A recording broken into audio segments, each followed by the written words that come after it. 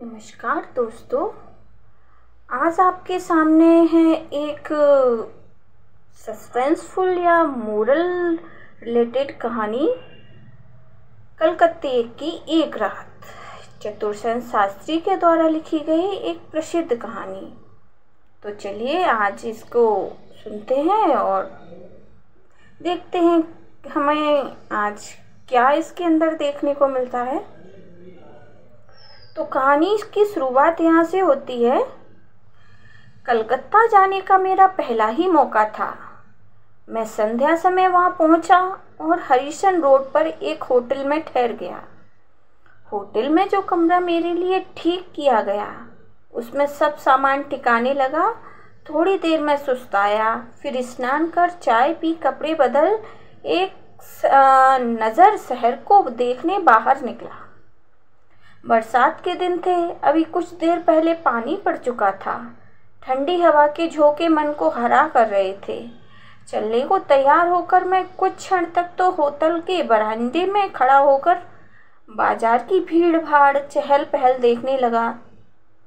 गगनचुंबी अट्टालिकाएं, प्रशस्त सड़कें, उन पर पागलों की भांति धुन बांधकर आते जाते मनुष्यों की भीड़, मोटर, ट्राम गाड़ी, यह सब देखकर मेरा दिल घबराने लगा। मैं खड़ा होकर सोचने लगा, आखिर यहाँ मन में शांति कैसे उत्पन्न हो सकती है। अंधेरा हो गया था, परंतु बाजार बिजली से जगमगा रहा था।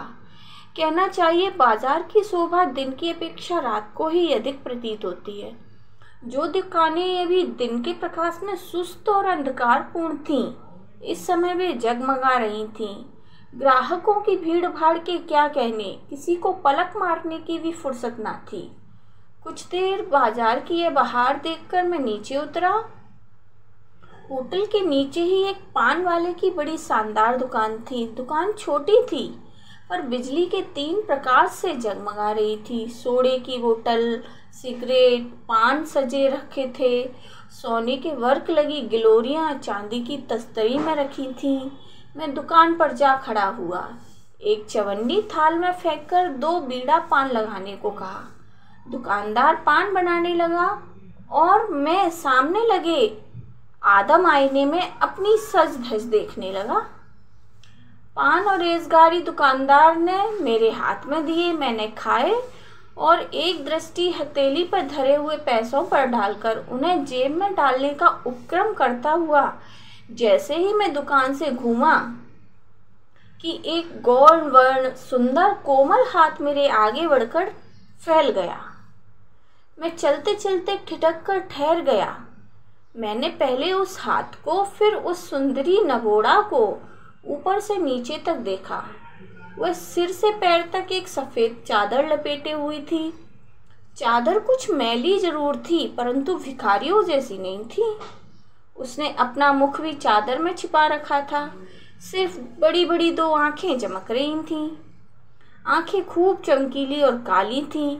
उनके ऊपर खूब पतली कोमल भौहें और उनके ऊपर चांदी के समान उज्जवल साफ चिकना ललाट। चिकने और घूंघर वाले बालों की एकाध लट उस पर खेल रही थी। यद्यपि एक प्रकार से भद्दे ढंग से अपने शरीर को साधारण चादर में लपेट रखा था, परंतु उसमें से उसकी सुडौल देहयष्टि और उत्पल यौवन फूटा पड़ता था। उसके मुख के शेष भाग को देखने का उपाय न था, परंतु उस पर दृष्टि डालते ही उसे देखने की प्यास आंखों में पैदा हो जाती। मैंने क्षण भर में ही उसे देख लिया। उसने मुझसे कुछ कहा नहीं। वह एक हाथ से अपनी चादर को शरीर से ठीक ठीक लपेटे, दूसरा हाथ मेरे आगे पसार कर खड़ी रही। उसकी दृष्टि में भीख की याचना थी और एक गहरी करुणा। वह मानो कोई भेद छुपाए फिर रही थी। मैं एकाएक पागल सा हो गया, कुछ ना कह सका और मैंने हाथ के कुल पैसे उसे दे दिए। पैसे पाकर उसने बिना ही देखे मुट्ठी में भर लिया उनको। फिर उसने एक विचित्र दृष्टि से मेरी ओर देखा। और धीरे धीरे वहां से खिसककर सड़क के दूसरे छोर पर एक खंभे के सहारे खड़ी होकर मेरी ओर देखने लगी। मुझे ऐसा लगा जैसे वह मुझसे कुछ कहना चाहती है। मेरे मन में कुछ विचित्र सी गुदगुदी पैदा होने लगी। बड़े नगर के विचित्र जीवन का मुझे कुछ ज्ञान न था। मैं देहात के शांत वातावरण में रहने वाला आदमी, परंतु वह स्त्री वहां खड़ी होकर मेरी तरफ देखती रही। जहां वह खड़ी थी वहां काफी अंधेरा था। कुछ देर खड़ा मैं उसे देखता रहा। मुझे लगा मुझे उसके निकट जाना चाहिए या नहीं। मैं यही सोच रहा था। अंत में मैं साहस करके उसके पास गया। उसने निकट आया देख अपने मुख से चादर का आवरण हटा लिया और बड़ी बड़ी आंखों से मेरी तरफ अभिप्राय दृष्टि से देखने लगी, जैसे अजगर अपनी प्रथम दृष्टि से अपने शिकार को स्तंभित कर देता है। मैं भी उसी प्रकार से स्तंभित सा हो गया। उस अंधकार में भी उसके मुख चंद्र की आभा फूट कर निकलनी पड़ती थी। उसने मृदु कोमल स्वर में कहा, आप डरते तो नहीं? प्रश्न सुनकर मैं अचकचा गया। मैंने कहा, नहीं, बताओ क्या बात है। तुम मेरे साथ आइए, मैं इसी ट्राम पर सवार होती हूँ, आप भी इसी पर चढ़ जाइए। मुझसे दूर बैठिए, मैं जहाँ उतरूँ आप भी वहीं उतर जाना। मेरे उत्तर की प्रतीक्षा किए ही बिना ही सामने जाती हुई ट्राम पर वह चढ़ गई और मैं भी किसी विकारग्रस्त रोगी की भांति बिना कुछ सोचे विचारे कूद कर ट्राम पर चढ़ गया। अब ट्राम बाजार, चौराहे और पार्कों को पार करती जा रही थी। वह रहस्यमयी स्त्री एक खिड़की से मुंह बाहर निकाले हुए बैठी थी। उसके अंग का कोई भी हिस्सा दिखाई नहीं पड़ता। मेरा दिल घबराने लगा। मैंने कई बार ट्राम से उतरने की इच्छा की, पर जैसे शरीर को कीलों से जड़ दिया गया हो। मैं उठ ही नहीं सकता था। अब उजाड़ सा मोहल्ला आ रहा था, शायद कोई मैदान था। बाजार पीछे छूट गए। दूर दूर बिजली की बत्तियां टिमटिमा रही थीं। ट्राम कड़कती जा रही थी। रात अंधेरी थी और बिजली के खंभों के चारों ओर अंधकार कुछ अद्भुत सा लग रहा था। सड़कें सुनसान थीं। बहुत कम आदमी सड़कों पर आते जाते दिखाई पड़ रहे थे। अब मैं ऊब उठा। मेरे मन में बहुत कुछ संदेह भी उठ रहे थे। बड़े शहरों में बहुत ठगी होती है, यहाँ मैंने सुना था। इससे मन बहुत चंचल हो रहा था। अब जैसे ही ट्राम ठहरी, मैं उस पर से कूद पड़ा। साथ ही वह स्त्री भी उतर पड़ी। मैं एक और चलने को उद्यत हुआ ही था कि उसने बारीक और कोमल स्वर में कहा, उधर नहीं, इधर आइए। मैंने रुककर देखा। उसने पास आकर वही जादू भरी आंखें मेरी आंखों में डालकर कहा, तुमने कहा था मैं डरता नहीं। मैं डरता तो नहीं, तब आगा पीछे क्या सोच रहे हो? भागने की जुगत में हो? मैं जानना चाहता हूँ तुम क्या चाहती हो? मैंने पूछा। क्या है आप खड़े खड़े सारा मतलब यही जान लेंगे? उस रहस्यमयी स्त्री ने कहा, अनजाने में कहीं जाना नहीं चाहता। तब यहाँ क्यों आए? तुम कौन हो? मैंने पूछा तो बोली, एक दुखिया स्त्री हूँ। मैंने पूछा, कहाँ रहती हो? निकट ही वह मकान दिखाई दे रहा है। उसने सामने एक साधारण से घर की ओर संकेत किया। वहाँ पर और कौन है? मैंने पूछा तो मेरा पति है। वह कोई काम नहीं करता जो तुम्हें भीख मांगकर खिलाना पड़ता है। आप तो सारी बातें यहीं खत्म कर देना चाहते हैं। औरत ने बड़ी दया के भाव से कहा, मैं घर नहीं जाना चाहता। यदि तुम्हें कुछ सहायता चाहिए तो मैं यहीं दे सकता हूँ। मैंने जरा ऐंठ कर कहा, आप चले जाइए, मुझे आपकी सहायता नहीं चाहिए। उसने हंसकर कहा और फिर वह भी ऐंठ कर चल दी। वह अद्भुत अज्ञात सुंदरी बाला मुझे अपरिचित से सुनसान रात्रि में ऐसी नोक-झोंक से बातें करके चल दी। मुझे ऐसा प्रतीत हुआ कि वह किसी रस्सी से बांधकर मुझे खींचे लिए जा रही है। मैंने कहा, नाराज क्यों होती हो? वह खड़ी हो गई। मैंने पास जाकर कहा, आखिर तुम्हारा मतलब क्या है? साफ साफ क्यों नहीं कहती? उसने क्षण भर उन चमकीली आंखों से मेरी तरफ देखा मुख पर से चादर का आवरण हटाया। उस अंधकार में भी उस मोहक लावण्य को देखकर विचलित हो गया। उसने कहा, एक औरत से डरते हो? डरता नहीं हूँ। तब चले आओ। वह बिना मेरा मत जाने ही चल दी। मैं मंत्रमुग्ध की भांति उसके पीछे चल दिया। सड़क से गलियों में और गली से एक बहुत ही सकरी गली में वह घुसती ही चली गई। अंत में एक मकान के द्वार पर जाकर उसने कुछ संकेत किया। एक बूढ़े आदमी ने आकर द्वार खोल दिया। वह मेरी तरफ भीतर आने का संकेत कर आगे बढ़ गई। मैं भी धड़कते हृदय से भीतर घुसकर उसके पीछे पीछे चल दिया। मेरे भीतर आने पर बूढ़ा द्वार अच्छी तरह बंद करके हमारे पीछे आने लगा। दूसरी मंजिल पर पहुंचकर उसने बूढ़े से कहा, बाबू को तुम ऊपर ले जाकर बैठाओ, मैं भी आती हूँ। यह कहकर वह तेजी से आगे बढ़ गई। मैं वहीं खड़ा उस बूढ़े का मुंह देखने लगा। उस स्थान पर बहुत अंधकार न था, फिर भी बूढ़े का चेहरा साफ साफ दिखलाई नहीं पड़ता था। उस बूढ़े ने अदब से झुककर कहा, चलिए। वह आगे आगे चल दिया। मैं भी उसके पीछे चढ़ता चला गया। चौथी मंजिल पर एक खुली छत थी और वहां पर एक अच्छा खासा कमरा था। कमरा बंद था। बूढ़े ने जेब से चाबी निकालकर उसे खोला। स्विच दबाकर ज्वलंत रोशनी करके मुझे भीतर आने का इशारा किया। भीतर कदम रखते ही मैं दंग रह गया। वह कमरा ऐसे अमीरी ठाट से सजा हुआ था कि क्या कहूँ। दीवारों पर खूब बढ़िया तस्वीरें लगी थीं। एक और पीतल के काम का कीमती छप रखट पड़ा था।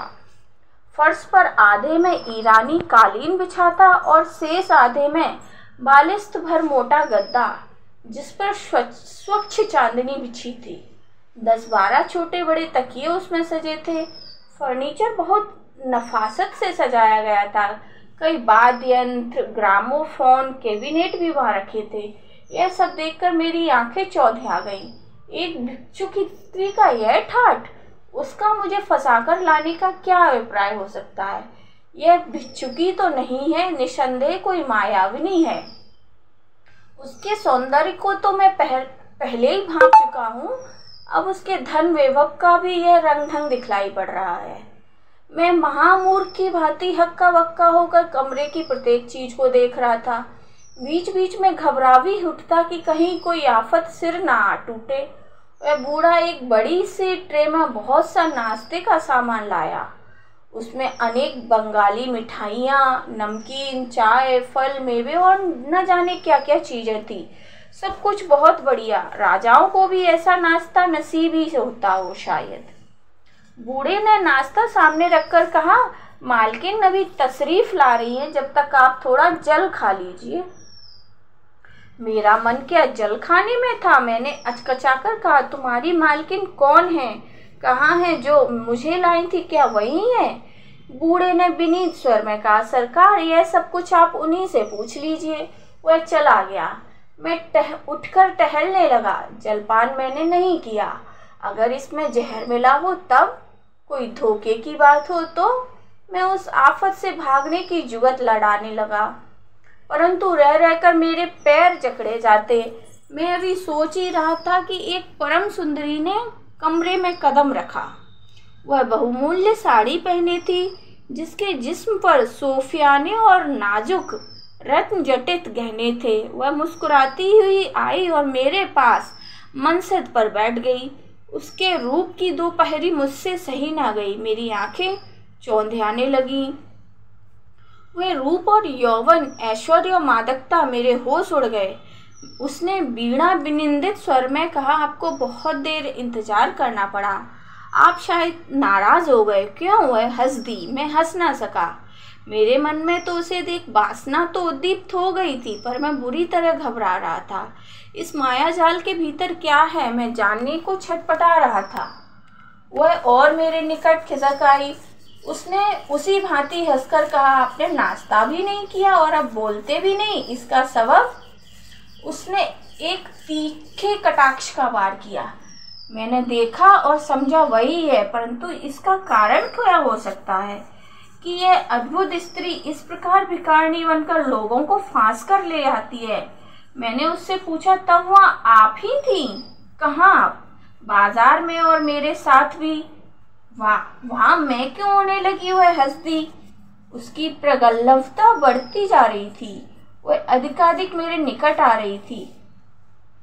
उसने निकट पाकर स्निग्ध स्वर में कहा, शायद आप मेरी दासी की बात कर रहे हैं। यदि वह आपकी दासी थी तो क्या आप कृपा कर मुझ पर यह भेद खोल सकेंगे कि किस कारण आप इस प्रकार जाल में फांस फांस कर लोगों को घर बुलाती हैं। मेरी बात सुनकर वह एकदम उदास हो गई।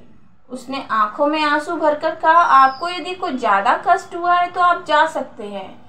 मैंने तो आपको एक धर्मात्मा आदमी समझकर इस आशा से कष्ट दिया था कि एक दुखी अबला का कष्ट आप दूर करेंगे, परंतु मर्द जैसे सब हैं वैसे ही आप भी हैं। वह सिसकियां लेने लगी। मैं बहुत लज्जित हुआ।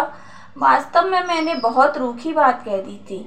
मैंने कहा, आपको इतना क्या दुख है, मुझसे कहिए तो मैं अपनी शक्ति भर से उसे दूर करने का उपाय करूं। इस पर मुझे विश्वास कैसे हो। उसने आंसुओं से भीगी हुई पलकों को मेरी ओर उठाकर कहा। उस दृष्टि से मैं विचलित हो गया और मैंने कहा, यद्यपि मेरी आदत नहीं, फिर भी मैं कसम खाने को तैयार हूँ। उसके होठों पर एक मधुर मुस्कुराहट फैल गई। उसने कहा, अब मुझे विश्वास हो गया है। इतने में ही वह बूढ़ा एक ट्रे में शराब की एक बोतल, गिलास और नमकीन ले आया। शराब से यद्यपि मुझे परहेज ना था, परंतु उस समय मैंने शराब पीने से साफ इनकार कर दिया। इस पर उसने बड़े तपाक से कहा, तो बस इसी पर आप कसम खा रहे थे। अगर पहले आपने कभी नहीं पिए तो मैं जिद नहीं करूंगी, परंतु यदि पीते हैं शौक से पीजिए। गरीबों की आखिर कुछ चीज तो मंजूर फरमाइए। उसने इस अंदाज से बात कही और बोतल से शराब उड़ेलकर मेरे मुंह में लगा दी। मैं कुछ भी ना कह सका। गले में शराब के सिंचन पाकर मैंने मन में उत्तेजना का अनुभव किया। मैं अपनी परिस्थिति को भूल गया। धीरे से जब मेरी आंख खुली तो मैंने अपने आप को अपने होटल के कमरे में पलंग पर पड़ा पाया। धीरे धीरे मैंने आंखें खोली। प्रातःकाल की धूप खिड़की से छनकर मेरे कमरे में आ रही थी। मेरा सिर चकरा रहा था, शरीर में बड़ा दर्द था। कई मिनट तक मैं बिना हिले डुले पड़ा रहा, जैसे शरीर का सत निकल गया हो। धीरे धीरे मुझे रात की सब घटना स्मरण हो आई। मैं हड़बड़ाकर उठ खड़ा हुआ। पहले मुझे यह मालूम हुआ कि मैं होटल में हूँ। पीछे मैंने अपने कमरे को पहचाना। सब बातें स्वप्न के समान आंखों में घूमने लगी। सिर अब दर्द से फटा पड़ता था। मैं उठकर बैठ गया और दोनों हाथों से सिर को दबाकर बैठा रहा। मैं यहाँ कैसे आया? रात क्या मैं वहाँ नहीं गया था? नहीं, सचमुच गया था। मैंने देखा मेरे शरीर पर वही कपड़े हैं जो शाम को घूमने जाने के समय पहने थे। एकाएक मैंने देखा मेरे हाथ की हीरे की अंगूठी गायब है, घड़ी और चेन भी नदारद है, जेब का मनी बैग भी नहीं है। यह देखकर तो मैं बिल्कुल बौखला गया। मैंने घंटी बजाई। नौकर ने आकर बताया कि बहुत रात गए आए थे, आपने ज्यादा शराब पी ली थी, इससे आप बदहवास हो गए थे। आपके जिन मित्र के यहाँ आपकी दावत थी, उनके 2 नौकर आपको यहाँ गाड़ी पर पहुंचा गए थे। मैंने जल्दी जल्दी कोट बदन पर डाला और धड़धड़ाता हुआ पुलिस ऑफिस में पहुंचा। सब घटना की मैंने रिपोर्ट लिखवाई। मेरा वर्णन सुनकर इंस्पेक्टर मुस्कुराने लगे। वे तुरंत ही 2 कांस्टेबल को लेकर मेरे साथ चल दिए। मैं अनायास ही ठिकाने पर जा पहुंचा जिस पर जाकर मैं बेवकूफ बना था। इस समय उसके दरवाजे पर ताला पड़ा था और उस पर टू लेट का साइन बोर्ड लगा था। पूछने पर पड़ोस के एक संभ्रांत बंगाली महाशय ने आकर कहा कि यह मकान उन्हीं का है और किराए को खाली है तथा कई महीने से इसमें कोई नहीं रहता। जब मैंने उनसे रात की घटना का जिक्र किया तो वह हंसने लगे। उन्होंने कहा, बाबू का दिमाग फिर गया है, आप किसी दूसरे मकान में आए होंगे। वे नारियल पीते हुए भीतर चले गए। हम लोग कोई सुराग न पाकर चले आए। लगभग 2500 के नोट और जवाहरात के अलावा मेरे बहुत कीमती कागजात भी गायब हो गए थे। वे सब उसी दिन मुझे अदालत में पेश करने थे जिस काम से मैं कलकत्ता गया था। मुझे कोर्ट में यह देखकर आश्चर्य हुआ कि उनमें से कुछ जरूरी कागजात प्रतिपक्षी वकील की फाइल में हैं और उनसे मेरे विरुद्ध सबूत जुटाया जा रहा है। कहना ना होगा वह 40,000 का मुकदमा में उन कागजों को गवाकर उसी तारीख को हार बैठा। उसी दिन मैंने कलकत्ता को त्यागा। घर आकर बहुत कोशिश की उस भेद को खोलने की, पर शोक कुछ पता ना चला। इस प्रकार कलकत्ते की एक रात मेरे जीवन की में एक काल रात बनकर रह गई। धन्यवाद।